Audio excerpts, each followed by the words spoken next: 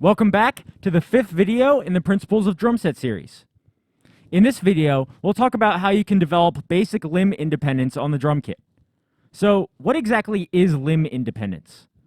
Limb independence is having the freedom over multiple limbs to play different things at the same time.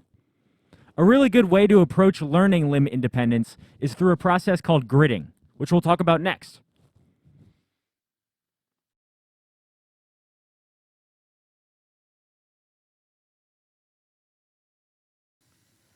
So to describe what gridding is, it's the process of taking something, whether it be a note, an accent, or a rudiment, and running it through a rhythmic grid.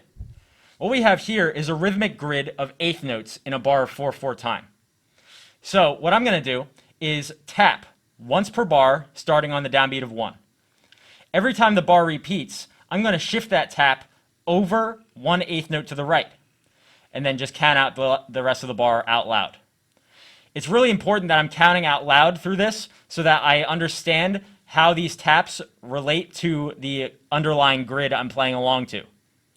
When I tap on the whiteboard, you can clap at home to do the exercise with me. So I'm going to count us off, and counting out loud the entire time, we're going to start on the downbeat of 1, repeat, then hit the end of 1, repeat, hit the downbeat of 2, repeat, hit the end of 2, etc., until we get to the end of 4, and the exercise will end. Ready? 1 and 2 and ready, go. And 1 and 2 and 3 and 4 and 1 and 2 and 3 and 4 and 1 and 2 and 3 and 4 and 1 and 2 and 3 and 4 and 1 and 2 and 3 and 4 and 1 and 2 and 3 and 4 and 1 and 2 and 3 and 4 and 1 and 2 and 3 and 4 and. So there you go. That's a basic exercise to describe what the process of gridding really means.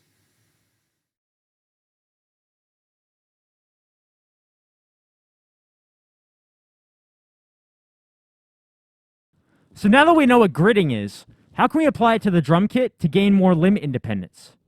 What we're going to do is we're going to play consistent eighth notes on the hi-hat. We're going to play a consistent backbeat on beats 2 and 4 on the snare drum. And with the kick drum, we're going to take the exercise we did on the whiteboard, where I tapped the whiteboard and you were clapping along, and apply that to the kick drum. So the first bar, we're going to have a kick drum on the downbeat of 1 and playing throughout the rest of the bar with just the hi-hat and snare drum, and repeat that, shifting the kick drum over 1/8 note each time through the bar.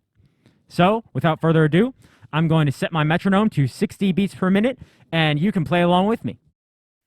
And 1, and 2, and 1, and 2, and ready, go. And 1, and 2, and 3, and 4, and 1, and 2, and 3, and 4, and 1, and 2, and 3, and 4, and 1, and 2, and 3, and 4, and 1, and 2, and 3, and 4, and 1, and 2, and 3, and 4, and 1, and 2, and 3, and 4, and 1, and 2, and 3, and 4, and.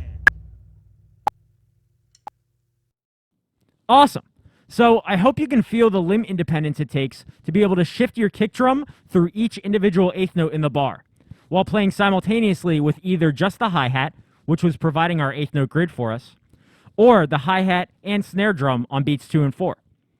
And if you didn't get it on the first try, that's no big deal. Just make sure you practice slowly with a metronome, and over time, you should feel more comfortable placing the kick drum in any place you want in the bar along that eighth note grid. Eventually, you can also increase tempo and try different variations on the exercise.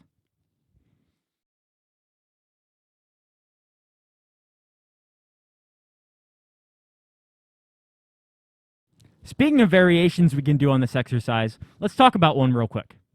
With this new exercise, we're going to do the same exact thing we do with the last one, except with this exercise, we're going to play a kick drum on the downbeat of 1 in every single bar. So the first bar is going to look exactly the same as the last exercise, with just a kick drum on the downbeat of 1. The next bar will have a kick drum on the downbeat of 1 and the upbeat of 1.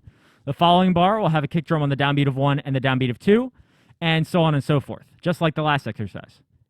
So, without further ado, I got my metronome running at 60 beats per minute, and I want you to try it with me.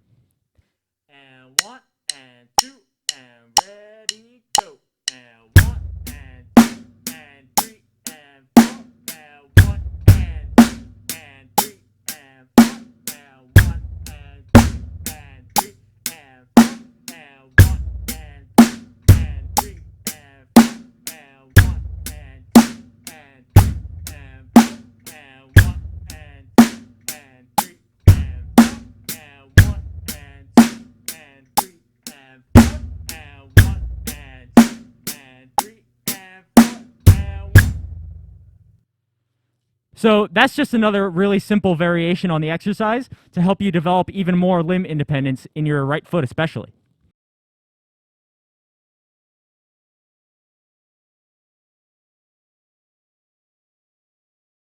Another variation we can do on this exercise is rather than take the eighth note grid and shift one eighth note along that grid, we can take a pair of eighth notes or two eighth notes and shift them along the grid. So it would look something like this.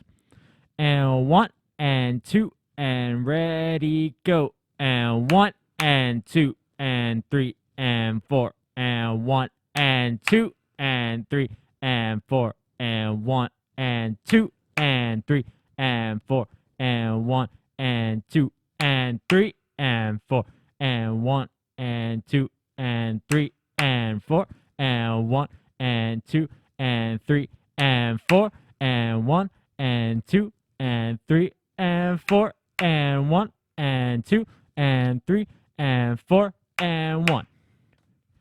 So we can take that concept and apply it to the kick drum like our old exercises.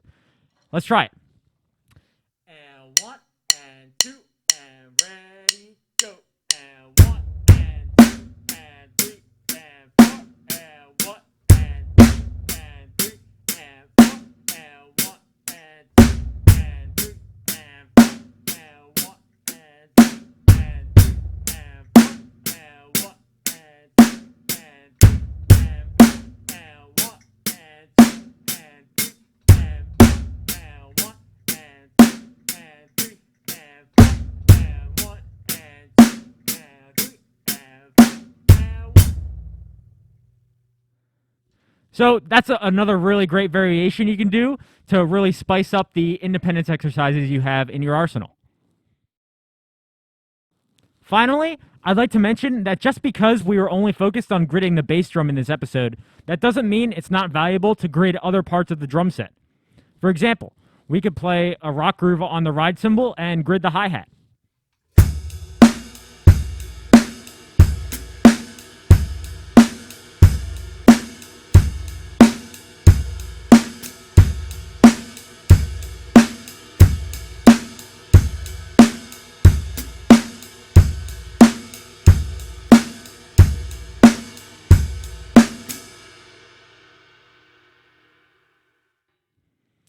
Now, that's just an example, but it shows that you can feel free to be creative and grid other parts of the drum set to increase limb independence in not only your right foot, but your left foot, left hand, right hand, etc. And that's going to be it for this episode in the Principles of Drum Set series. Just to recap a few things, make sure you always practice these independence exercises slowly at first, counting out loud, always with a metronome, and feel free to apply them to other parts of the drum kit and other limbs as to not only focus on your right foot. Join us next time where we'll discuss how to approach drum fills on the drum kit. I'll see you then.